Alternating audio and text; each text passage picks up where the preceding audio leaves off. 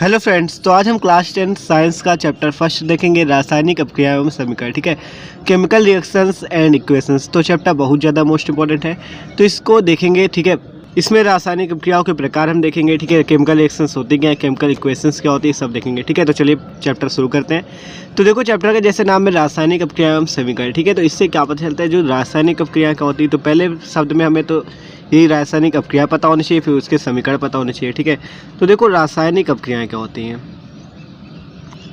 ठीक है, रासायनिक अभिक्रियाएं होती क्या है। ठीक है, अभिक्रियाएं ये होती क्या है, तो पहले इनको देखते हैं।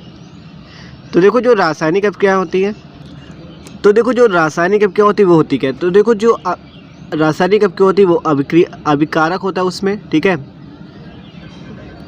अभिकारक मतलब अभिकारक जो होता है उसकी संख्या एक भी हो सकती है या एक से ज़्यादा भी हो सकती है। ठीक है, फिर उससे क्या बनता है, उत्पाद बनता है। उससे क्या बनता है, उत्पाद। जैसे आप मान लो अभिकारक है, दो अभिकारक यहाँ पे नाइट्रोजन और हाइड्रोजन, तो ये दोनों है क्या, अभिकारक। इन अभिकारक की संख्या एक से अधिक भी हो सकती है। ठीक है, एक हो सकती है, एक से अधिक हो सकती है। ठीक है, तो देखो इससे क्या बनेगा, NH3। यहाँ पे कितने का, 2 का गुणा हो जाएगा, यहाँ 3 का। तो देखो अभिकारक से क्या बनता है, उत्पाद। ये पूरी जो संतुलित है ये कहलाती रासायनिक अपक्रिया। ठीक है, जो संतुलित है ना, इसमें हाइड्रोजन भी 6, इधर भी 6 है, नाइट्रोजन इधर 2 है, इधर भी 2 है। तो जो संतुलित अपक्रिया है इसे कहते हैं रासायनिक अपक्रिया। ठीक है, तो रासायनिक अपक्रिया में क्या होता है, एक अभिकारक होता है जिससे क्या बनता है, उत्पाद बनता है। ठीक है, अभिकारक से क्या बनता है, उत्पाद बनता है।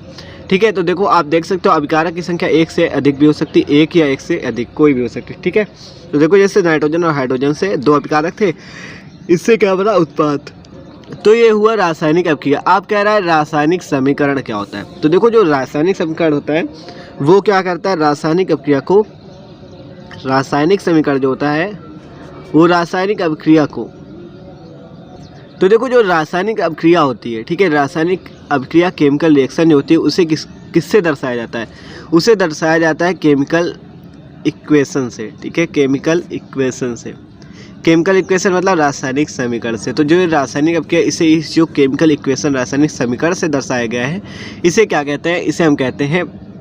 ठीक है, तो इससे क्या होता है, जैसे मान लो एग्जांपल के तौर पर आप देख सकते हो H2 + O2 से बनता है H2O। ठीक है, क्या बनता है, जल बनता है। यहाँ पे 2 का गुणा हो जाएगा, यहाँ पे भी 2 का। तो आप देखो ये बना है जल। ये जो संतुलित अपक्रिया इसे कहते हैं केमिकल इक्वेशन। ठीक है, तो ये क्या है, केमिकल इक्वेशन है, रासायनिक समीकरण है। ठीक है, और रासायनिक अपक्रिया में क्या होता है, अभिकारक से उत्पाद बनता है। देखो ये होती है रासायनिक अपक्रिया, आप ध्यान से देख सकते हो, ये होती है रासायनिक अपक्रिया। और फिर जिससे मतलब इसे जिससे दर्शाया जाता है, ये जो N2 + H2 से 2NH3 आपने बनाया है, ये जिससे आपने दर्शाया इसे कहते हैं रासायनिक समीकरण। ठीक है, ये आपकी रासायनिक अपक्रिया क्या होती है, देखो ध्यान से देखो, रासायनिक अपक्रिया जो होती है, रासायनिक अपक्रिया में क्या होता है, अभिकारक से उत्पाद बनता है, फिर इससे जिससे दर्शाया जाता है, जिससे इसे दर्शाया जाता है उसे कहते हैं रासायनिक समीकरण। देख सकते हो आप, रासायनिक अपक्रिया क्या होती है, रासायनिक अपक्रिया को जो दर्शाता है उसे कहते हैं केमिकल इक्वेशन या रासायनिक समीकरण हिंदी में। ठीक है, तो ये जो है ये रासायनिक समीकरण है और रासायनिक अपक्रिया को दर्शाने वाला ही रासायनिक समीकरण होता है। ठीक है, तो रासायनिक अपक्रिया में क्या होता है, अभिकारक से उत्पाद बनता है। और रासायनिक समीकरण क्या होता है, समीकरण क्या होता है, अब इस रासायनिक अपक्रिया को दर्शाने वाला ये। ठीक है, जिससे दर्शाया गया N2 + H2 2NH3। तो ये बात थी रासायनिक अपक्रिया और रासायनिक समीकरण की। आप देखते हैं रासायनिक अपक्रिया होती कितने प्रकार की हैं। तो आप देखते हैं रासायनिक अपक्रियाओं के प्रकार। ठीक है, कि रासायनिक अपक्रियाएं होती कितने प्रकार की हैं। तो देखो रासायनिक अपक्रिया जो होती है वो होती है एक संयोजन अपक्रिया, वियोजन अपक्रिया। ठीक है, और प्रतिस्थापन अपक्रिया, और विस्थापन अपक्रिया और द्विविस्थापन। प्रतिस्थापन है विस्थापन और द्विविस्थापन। ठीक है, 4 प्रकार की होती है। तो देखो पहला प्रकार देखते हैं संयोजन अपक्रिया, कॉम्बिनेशन रिएक्शन। ठीक है, तो कॉम्बिनेशन रिएक्शन क्या होता है, संयोजन अपक्रिया आपको मतलब नाम से ही पता करना है, संयोग करना है। ठीक है, क्या करना है, संयोग। देखो कहा गया जब 2 या 2 से अधिक अभिकारक मिलकर एक सिंगल सब्सटेंस बनाते हैं, मतलब एक एकल उत्पाद बनाते हैं, तो उसे क्या कहते हैं, संयोजन अपक्रिया। देखो एग्जाम्पल देखते हैं तब समझ में आ जाएगा। तो देखो कहा गया जब 2 या 2 से अधिक अभिकारक, तो देखो मान लो एक अभिकारक ले लिया हमने CaO, इसका नाम क्या, कैल्शियम ऑक्साइड। फिर इसमें मिलाया गया जल, जिससे क्या बना, कैल्शियम हाइड्रोक्साइड बना, CaOH का होल ट्वाइस। और यहाँ पर से क्या, ऊष्मा बाहर निकल गई। ठीक है, ऊष्मा बाहर निकल गई। तो देखो ये जो कैल्शियम ऑक्साइड ये हो गया आपका सॉलिड, ये हो गया आपका लिक्विड, जल क्या है, लिक्विड है। और ये क्या हो गया आपका कैल्शियम हाइड्रोक्साइड, एक्वस। ठीक है, तो देख लेते हैं सॉलिड, लिक्विड और एक्वस क्या होता है, ये भी बहुत ज़्यादा इंपॉर्टेंट होता है। ये SL और AQ लिखा होता है तो आप लोग कंफ्यूज हो जाते हैं हु लिखा गया है, ठीक है। तो देखो सॉलिड जो होता है इसका मीन्स होता है ठोस, ठीक है। सॉलिड क्या होता है, सॉलिड को ठोस कहते हैं, इसे S से डिनोट करते हैं या S से प्रदर्शित करते हैं, ठीक है। लिक्विड LIQUID जिसे द्रव कहते हैं, इसे L से प्रदर्शित करते हैं। गैस क्या होता है, G से प्रदर्शित करते हैं, ठीक है। एक्वस क्या होता है, जलीय विलयन होता है। तो देखो आप देख सकते हो ये सॉलिड ठोस था, इसे S से डिनोट है। ये लिक्विड एक मतलब द्रव है इसलिए इसे L से डिनोट किया गया, ठीक है। कैल्शियम हाइड्रोक्साइड क्या, एक्वस, मतलब अब ये विलयन बन चुका है, जलीय विलयन, इसलिए इसे एक्वस, ये उसमें बाहर निकल गई, ठीक है। तो ये संयोजन अभिक्रिया में क्या होता है, इसमें 2 या 2 से अधिक उत्पाद मिलकर एक मतलब 2 या 2 से अधिक अभिकारक, ये क्या है, अभिकारक है। 2 या 2 से अधिक अभिकारक मिलकर क्या बनाते हैं, उत्पाद। तो देख सकते हो 2 या 2 से अधिक अभिकारक मिलकर एकल उत्पाद बनाते हैं, उसे संयोजन अभिक्रिया कहते हैं, ठीक है। 2 अभिकारक थे, उन्होंने एकल उत्पाद बनाया तो उसे क्या कहा गया, संयोजन अभिक्रिया, कॉम्बिनेशन रिएक्शन। आप दूसरी देखते हैं वियोजन अभिक्रिया, डिकम्पोजिशन रिएक्शन, ठीक है। तो इसमें क्या होता है, वियोजन, मतलब इसमें आपको नाम से पता चला है वियोजित करना, अलग अलग करना है। तो एक अभिकारक अलग होकर या टूट कर क्या करता है, 2 या 2 से अधिक उत्पाद में टूट, ठीक है। तो क्या होता है, एक अभिकारक अलग होकर या टूट कर 2 या 2 से अधिक उत्पाद में बदल जाता है तो उसे क्या कहते हैं, वियोजन अभिक्रिया कहते हैं, डिकम्पोजिशन रिएक्शन कहते हैं। मतलब आपका अभिकारक एक होगा लेकिन वो क्या होगा, 2 में टूटेगा। देखो जैसे आप ले लो कैल्शियम कार्बोनेट, ये क्या है, सॉलिड है, ठोस है, ठीक है। इसे जब आप गर्म करोगे, ठीक है, जब आप इसे गर्म करोगे तो क्या होगा, देखो यहाँ पर आपका निकलेगा कैल्शियम ऑक्साइड, कैल्शियम ऑक्साइड जो कि क्या है, सॉलिड है। और यहाँ पे निकल जाएगा आपका क्या, देखो ऑक्साइड निकल गया, आपका निकलेगा कार्बन डाइऑक्साइड गैस, ठीक है। तो देख सकते हो CaCO3।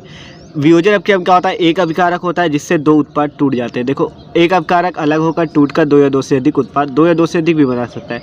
तो देख लो एक अभिकारक ने टूटकर 2 उत्पाद बना दिए और संयोजन में क्या हुआ, 2 अभिकारक जुड़कर 1 उत्पाद बना दिए, ठीक है। तो इस संयोजन में जुड़ता है, वियोजन में टूट जाता है, ठीक है। डिकम्पोजिशन रिएक्शन, अब अगली रिएक्शन देखते हैं। तो देखो ये जो डिकम्पोजिशन रिएक्शन ये 3 प्रकार की होती है, ठीक है। ऊष्मीय वियोजन, प्रकाशीय वियोजन और वैद्युत वियोजन, ठीक है। ये जो वियोजन क्या है 3 प्रकार की होती है, तो चलो देखते हैं इनके तीनों प्रकार भी। तो पहला प्रकार है ऊष्मीय वियोजन, थर्मल डिकम्पोजिशन। तो ऊष्मीय वियोजन में क्या होता है, इसमें होता है ऊष्मीय वियोजन में कि मतलब इसमें ऊष्मा, आपको नाम से पता चल रहा है कि ऊष्मा, इसलिए ऊष्मा, जैसे अभी आपने रिएक्शन की CaCO3, यहाँ पर हीट रखा, ठीक है, ऊष्मा दी से, जिसके कारण क्या बना, आपका कैल्शियम ऑक्साइड सॉलिड हो गया और आपने क्या निकाला, कार्बन डाइऑक्साइड गैस, ठीक है। देखो ये जो ऊष्मा यहाँ पे आई है यही क्या है, ऊष्मीय वियोजन। और वियोजन की तो आपको अब क्या बताई गई कि एक अभिकारक होता है टूटकर 2 या 2 से अधिक उत्पाद बनाता है। वैद्युत वियोजन में क्या होता है, इसमें वैद्युत का नाम से पता चल रहा है कि इसमें वैद्युत का होगा, ठीक है। तो देखो इसमें क्या होता है, जैसे मान लो जल लिया आपने, ठीक है, जल क्या है, लिक्विड है, इसमें से क्या निकाला, H2 गैस और क्या निकाला, ऑक्सीजन गैस, ठीक है। जिससे यहाँ पे देखो, यहाँ पे 2 का गुणा कर लो, यहाँ पे भी 2 का गुणा कर लो। आप देखो इसमें क्या होता है, इसमें आपका विद्युत धारा बहाई जाती है, यहाँ पे विद्युत धारा होती है, या लिख सकते हो इलेक्ट्रिक करंट, ठीक है, इंग्लिश में। तो देखो इसे कहते हैं वैद्युत वियोजन, मतलब इस विद्युत नाम से आप क्या समझ सकते हो, वैद्युत, ठीक है। इलेक्ट्रोलिसिस। प्रकाशीय वियोजन में क्या होता है, इसमें प्रकाश होता है, ये सूर्य के प्रकाश में होती है, ठीक है। जैसे AgCl मान लो ले लिया, ये क्या है, सॉलिड, इसमें क्या किया गया है, जब इसकी रिएक्शन करोगे सनलाइट की उपस्थिति में, ठीक है, सूर्य के प्रकाश में, हिंदी में लिख सकते हो सूर्य के प्रकाश में, तो क्या बनेगा, यहाँ से Ag बाहर निकल जाएगा और Cl2 आपकी क्लोरीन गैस बाहर निकल जाएगी, ठीक है। Ag बाहर निकल जाएगा और क्लोरीन गैस बाहर निकल जाएगी, ठीक है। यहाँ पे 2 कर लो, यहाँ पे भी 2 का गुणा, ठीक है। तो देख सकते हो कि जो आपका कौन सा ये ऊष्मीय वियोजन, इसमें ऊष्मा होती है, हीट होती है। वैद्युत वियोजन में वैद्युत धारा होती है, एग्जाम्पल आप देख सकते हो, ठीक है। और ये जो प्रकाशीय वियोजन होता है, फोटोलिसिस, इसमें क्या होता है, सनलाइट, सूर्य का प्रकाश होता है, ठीक है।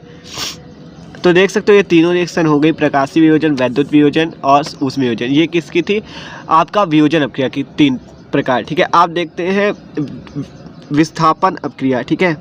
तो देखो आप विस्थापन अभिक्रिया देखते हैं, डिस्प्लेसमेंट रिएक्शन, ठीक है। इसमें क्या होता है, इस अभिक्रिया में एक तत्व जो होता है दूसरे तत्व के उस यौगिक से विस्थापित कर देता है। मतलब कहा गया इस अभिक्रिया में क्या होता है, एक तत्व जो होता है दूसरे तत्व को उसके यौगिक से विस्थापित कर देता है। देखो देखते हैं कैसे विस्थापित करेगा। देखो इसमें किया जाए Fe की क्रिया करते हैं CuSO4 कॉपर सल्फेट से, जिससे यहाँ पे क्या होगा, देखो SO4, ठीक है। कह रहा है एक तत्व, ये मान लो जो तत्व है इस ये तत्व दूसरे तत्व को उसके यौगिक, जो ये यौगिक का है कॉपर का यौगिक क्या है कॉपर सल्फेट, इसके यौगिक से विस्थापित कर देता है। विस्थापित कर देगा तो SO4 बाहर निकल जाएगा, कॉपर तो अलग निकला, SO4 बाहर निकल गया और वो लग गया Fe के साथ, तो FeSO4 आपका एक्वस बन गया। ठीक है, ये तो सॉलिड था ही Fe। ठीक है, ये आपका किसका विलयन था, कॉपर सल्फेट का, ये आपका हो गया सॉलिड। ठीक है, तो देख सकते हो इस सब क्रिया में क्या हुआ, एक तत्व था जिसने दूसरे तत्व को उसके यौगिक जो कॉपर का यौगिक कॉपर सल्फेट था उसके यौगिक से विस्थापित कर दिया। तो इस अपक्रिया को क्या कहा गया, डिस्प्लेसमेंट रिएक्शन, विस्थापन अपक्रिया। ठीक है, तो कॉपर और फेरस सल्फेट आपका अलग निकल गया। और द्विविस्थापन डबल डिस्प्लेसमेंट रिएक्शन में क्या होता है, इनमें उत्पादों का निर्माण आयनों के आदान प्रदान एक्सचेंज से होता है। मतलब उसमें क्या हुआ, इसमें हुआ यौगिक में कि एक तत्व जो होता है वो दूसरे तत्व को उसके यौगिक से विस्थापित कर देता है, लेकिन इसमें क्या करना, आयन विस्थापित होंगे। तो देखो इसमें क्या होगा, सिल्वर नाइट्रेट लेंगे, एग्जांपल देख सकते हो आप AgNO3 एक्वस प्लस आपका NaCl एक्वस ले लिया। ठीक है, जिससे क्या बनेगा, यहाँ पर से देख सकते हो आप, यहाँ पे Ag प्लस और NO3 माइनस लिखा हुआ है। ठीक है, plus Na plus Cl minus लिखा हुआ है। इसमें क्या होता है, आयनों का आदान प्रदान होता है। कहा गया कि जो द्विविस्थापन अपक्रिया होती है इसमें आयनों का आदान प्रदान होता है।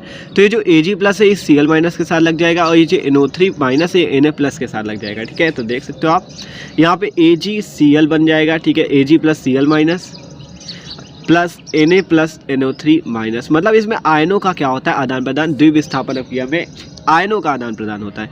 इसमें देखो NO3 माइनस था, मतलब Ag के साथ NO3 माइनस लगा था और Na के साथ Cl माइनस, लेकिन अब उल्टा हो गया, Cl यहाँ पे आ गया, NO3 वहाँ पे चला गया, कोई दिक्कत नहीं है। ठीक है, एकदम आसान है।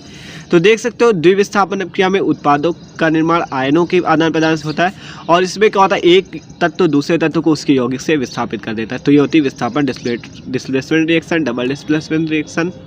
तो भाई ये चैप्टर बहुत ज़्यादा इंपॉर्टेंट है क्लास 10th का। ठीक है, तो बहुत ज़्यादा ही आसानी से आपको समझाया, तो जरूर ये समझ में आया होगा। तो अगर समझ में आया तो भाई प्लीज़ वीडियो को लाइक जरूर कर दीजिएगा। Okay, thanks for watching this video.